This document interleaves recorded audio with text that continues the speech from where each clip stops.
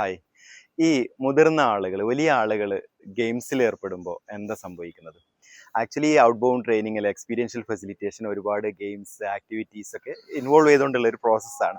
അവർ ഗെയിംസിൽ പാർട്ടാകുമ്പോൾ ആക്ച്വലി സംഭവിക്കുന്നത് അവരെ ഹൈറാർക്കി മറന്നു പോകുന്നുള്ളതാണ്. പല പ്രോഗ്രാമിലും പല ഡെസിഗ്നേഷനിലുള്ള ആളുകളുണ്ടാകും. പക്ഷെ ഒരു ടീം ബിൽഡിംഗ് പ്രോഗ്രാം ഒക്കെ ചെയ്യുന്ന സമയത്ത് അവർ ഹൈറാർക്കി മറന്നു പോകും. അത് മാത്രമല്ല, ഒരു ഗെയിംസിലേക്ക് ഏർപ്പെടുമ്പോൾ ആളുകൾ മോർ ഒതന്റിക് ആവും. നമ്മളിപ്പോൾ ഒരു ഗോൾ അടിച്ചു കഴിഞ്ഞാൽ ആ ഒരു സെലിബ്രേഷൻ കണ്ടിട്ടുണ്ടാവും. നമ്മളൊരു ലോട്ടറി അടിച്ചാൽ പോലും അത്ര ഒരാൾ സെലിബ്രേറ്റ് ചെയ്യില്ല. അപ്പോൾ അതുപോലെ ഗെയിംസിൽ പാർട്ടിസിപ്പേറ്റ് ചെയ്യുമ്പോൾ അവരെ ആ ഒരു ഒതന്റിക് ആയിട്ടുള്ള ഇമോഷൻസ് പുറത്തു വരും, ഒന്നും കൂടെ ഒറിജിനൽ ആവും എന്നുള്ളതാണ്. അതേപോലെ തന്നെ അവരുടെ ടീം ബോണ്ട് ഒന്നുകൂടെ ശക്തിപ്പെടും എന്നുള്ളതാണ്. അപ്പോൾ ഒരു ഔട്ട് ബൗണ്ട് പ്രോഗ്രാം ചെയ്യുമ്പോൾ, അല്ലെങ്കിൽ എക്സ്പീരിയൻഷ്യൽ ബേസ്ഡ് ആയിട്ടുള്ള ഒരു ഫെസിലിറ്റേഷനിലൂടെ ചെയ്യുന്ന ഒരു ടീം ബിൽഡിംഗ് പ്രോഗ്രാം ചെയ്യുന്ന സമയത്ത് ഒരുപാട് കാലം ഒരുമിച്ച് വർക്ക് ചെയ്യുമ്പോൾ ഉണ്ടാവുന്ന റിലേഷനേക്കാളും കൂടുതൽ ഒരുപാട് റിലേഷൻസ് ആണ് ഉണ്ടാവുക. സാധാരണ ഷെയർ ചെയ്യാൻ മടിക്കുന്ന പല കാര്യങ്ങളും ഷെയർ ചെയ്യാനുള്ള ഒരു ഫ്ലെക്സിബിലിറ്റി ഉണ്ടാവും.